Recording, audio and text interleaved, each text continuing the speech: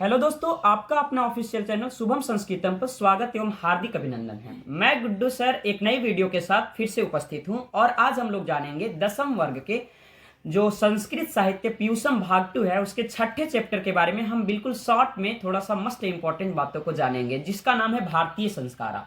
भारतीय संस्कारा चैप्टर जो है समय समय पे संस्कार का होना बहुत अति आवश्यक है।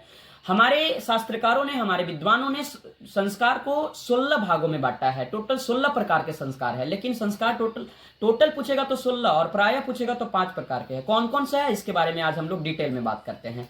तो संस्कार जो है वो प्रायः 5 प्रकार का है। पहला जन्म से पूर्व संस्कार है, दूसरा शैशव संस्कार है, तीसरा जो है आपका शिक्षा संस्कार है, चौथा विवाह संस्कार है और पांचवा जो है वो अंतिम संस्कार है। जन्म से पूर्व 3 संस्कार है, गर्भधान संस्कार, पुंसवनम संस्कार और सीमंतोनयनम संस्कार। गर्भधान संस्कार कहता है कि जब कोई भी महिला पहली बार गर्भवती होती है तो भगवान से ऐसा दुआ करती है, प्रार्थना करती है कि सब कुछ सही सलामत हो, सब कुछ सही रहे, वो गर्भधान संस्कार होता है। पुंसवनम संस्कार में कहा जाता है कि बच्चा गर्भ से ही संस्कारी निकले, वो पुंसवनम संस्कार होता है। और सीमंतोनयनम होता है कि कोई भी स्त्री अगर गर्भ को धारण करती है तो उस स्त्री को क्रोधित नहीं करना चाहिए, इरिटेट नहीं करना चाहिए, तो वो सीमंतोनयनम संस्कार होता है। अब हम लोग बात करते हैं शैशव संस्कार का, जो टोटल 6 प्रकार का होता है। पहला है जात क्रम संस्कार, मतलब बच्चा का एक जब जन्म लेता है तो जाति डिसाइड होता है। दूसरा नामकरणम संस्कार, बच्चे का नामकरण किया जाता है, सबका पार्टिकुलर अपना अपना एक नाम होता है। तीसरा है निष्क्रमणम संस्कार, बच्चे को आप तब तक घर से बाहर नहीं निकाल सकते हैं जब तक का उसका दीन सूद जो नहीं बनाया जाता है। उसके बाद है अन्नप्राशनम संस्कार,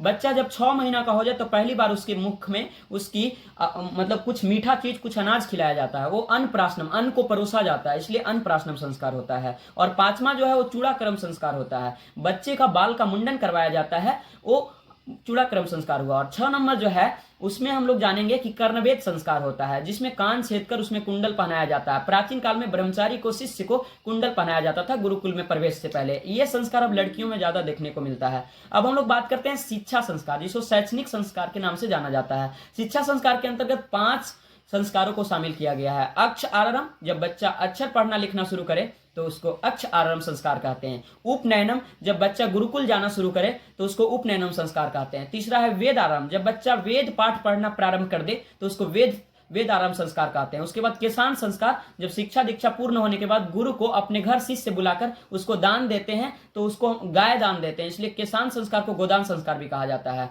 और इसमें समापवर्तन संस्कार होता है, गुरु के द्वारा जब शिक्षा दीक्षा कंप्लीटली मतलब पूरा क्लियर हो जाता है, पूरा समाप्त हो जाती है, तो उसको कुछ उपदेश दिए जाते हैं, उसको हम लोग समापवर्तन संस्कार कहते हैं। अब हम लोग विवाह संस्कार में प्रवेश करेंगे। विवाह संस्कार को हमारे शास्त्रकारों ने, हमारे विद्वानों ने सबसे पवित्र संस्कार माना है। हमारे पूरे भारतवर्ष में विवाह संस्कार लगभग सभी जगह एक ही जैसा देखने को मिलता है। विवाह संस्कार में अनेक प्रकार के विधि विधान होता है, जैसे वागदानम होता है, लाजा होम मतलब लावा छीटने की प्रक्रिया होती है, मंडप निर्माण, मंडप का निर्माण किया जाता है। उसके बाद होता है सिंदूर दानम, जो सबसे इंपॉर्टेंट है, कन्यादानम होता है, वधु के घर में वर पक्ष का स्वागत होता है, अग्नि की स्थापना की जाती है, उसके बाद वर वधु का परस्पर निरीक्षण होता है। इस प्रकार के संस्कार होते हैं। और उसके बाद अंतिम संस्कार होता है, जो अंतिम क्रिया होता है, जिसको हम लोग अंत्येष्टि संस्कार के नाम से जानते हैं। इस प्रकार से टोटल 16 संस्कार होते हैं। Thank you so much watching this video.